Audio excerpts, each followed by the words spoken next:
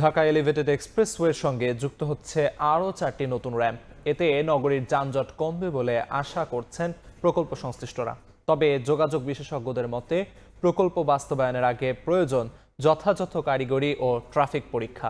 অন্যথায় পরিকল্পনা ও বাস্তবায়নে সামান্য ত্রুটি হতে পারে বড় ধরনের ভোগান্তির কারণ। অপচয় হতে পারে রাষ্ট্রের অর্থ। আরও জানাচ্ছেন সহকর্মী কামরুল হাসান। ঢাকার যানজট নিরসনে অন্যতম বড় অবকাঠামো প্রকল্প এলিভেটেড এক্সপ্রেসওয়ে। ইতিমধ্যে চালু হওয়া এই এক্সপ্রেসওয়েতে যুক্ত হচ্ছে আরও 4টি নতুন র্যাম্প। প্রস্তাবিত এসব র্যাম্প গুরুত্বপূর্ণ কয়েকটি পয়েন্টকে সরাসরি সংযুক্ত করবে মূল এক্সপ্রেসওয়ের সঙ্গে। সড়ক পরিবহন ও সেতু বিভাগ বলছে, পূর্বাঞ্চলের 300 ফিট সড়কে একটি র্যাম্প, মহাখালী বাস টার্মিনালে একটি র্যাম্প, রামপুরা, আফতাবনগর ও খিলগাঁওকে যুক্ত করতে একটি এবং ঢাকা এলিভেটেড এক্সপ্রেসওয়ের শেষ প্রান্তে মাওয়া এক্সপ্রেসওয়ের সঙ্গে সংযোগ স্থাপনের জন্য আরেকটি র্যাম্প নির্মাণের সম্ভাবনা যাচাই করা হবে। ডেন্টিস্টের পরামর্শ নাও নতুন কোলগেট অ্যাক্টিভ সল্ট। এদিকে নতুন র্যাম্প চালু হলে নগরবাসীর যাতায়াত আরও সহজ হবে বলে মনে করছেন ব্যবহারকারীরা। সব পরীক্ষা নিরীক্ষা শেষে সম্ভাব্যতা যাচাইয়ে উতরে গেলে তবেই চান বাস্তবায়ন। ধারণ ক্ষমতা কতটুকু আছে, আমি যদি 4টা র্যাম্প বাড়াই ধারণ ক্ষমতা নিবে কিনা, সেক্ষেত্রে আপনার যে যারা এই প্রকল্প যারা বাস্তবায়ন করে তাদের অবশ্যই উচিত হবে যে অধিক যাচাই বাছাই করে এগুলো সম্পন্ন করা।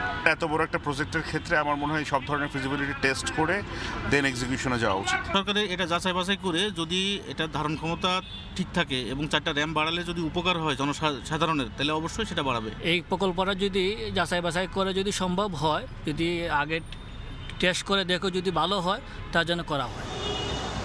যোগাযোগ বিশেষজ্ঞরা বলছেন, মূল এক্সপ্রেসওয়েতে ধারণ ক্ষমতা যাচাই, র্যাম্প সংযোগ স্থলে গাড়ির গতি নিয়ন্ত্রণ, লেন ব্যবস্থাপনা এবং দুর্ঘটনার ঝুঁকি কমাতে আধুনিক ট্রাফিক ডিজাইন অপরিহার্য। একই সঙ্গে প্রয়োজন জনসচেতনতা ও পর্যাপ্ত সাইনেজ।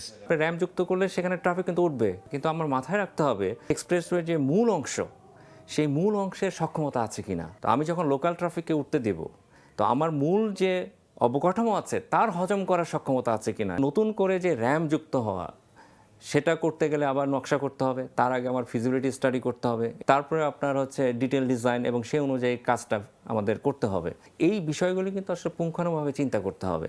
একই সাথে মনে রাখতে হবে যে আমি যেখানেই র্যাম্প যুক্ত করছি নিচের সড়কের সাথে, সেই সড়কের সক্ষমতা আছে কিনা, সেই যে একটা নতুন আমি সংযোগস্থল তৈরি করছি সেখানে আবার নতুন করে যানজট তৈরি হবে কিনা।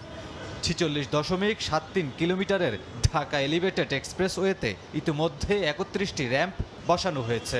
এর বাইরে নতুন করে আরও 4টি র্যাম্প বসানোর আগে পরীক্ষার উপরই জোর দিচ্ছেন সংশ্লিষ্টরা। যানজটের রাজধানী ঢাকাকে গতিশীল করতে এলিভেটেড এক্সপ্রেসওয়েতে আরও 4টি র্যাম্প বসানোর পরিকল্পনা করছে সড়ক পরিবহন ও সেতু বিভাগ। যদিও প্রকল্পটির এখনও সম্ভাব্যতা যাচাই চলছে। সংশ্লিষ্টরা বলছেন, এটি বাস্তবায়ন করা গেলে ঢাকার যানজট অনেকাংশেই কমে আসবে। কামরুল হাসান, সময় সংবাদ, ঢাকা।